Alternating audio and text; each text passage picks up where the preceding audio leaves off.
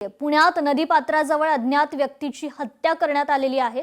धारदार शस्त्राने ही हत्या केल्याची माहिती आहे। घटनास्थळी पुणे पोलीस दाखल झाले असून तपास सुरू आहे।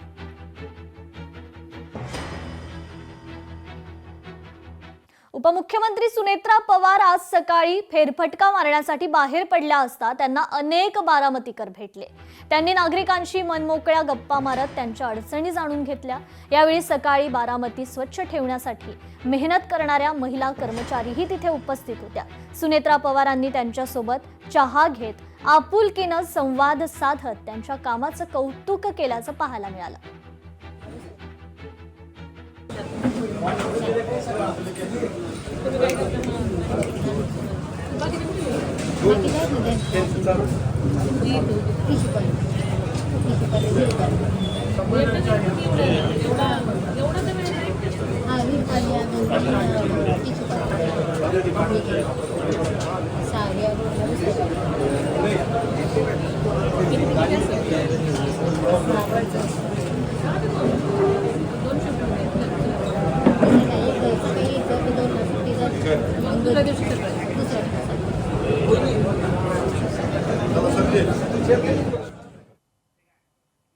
महत्वाची बातमी समोर येते। नाशिक मधील आयटी कंपनीतील धर्मांतर प्रकरणी राष्ट्रीय महिला आयोगाकडून चौकशी सुरू आहे। रहाटकरांच्या मार्गदर्शनात तथ्यशोध समिती स्थापन करण्यात येते।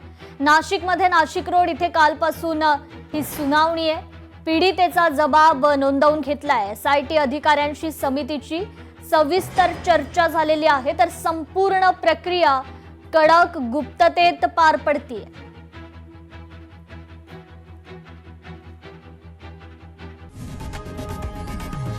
लोकशाही मराठी ऐका, पहा, जागरूक रहा।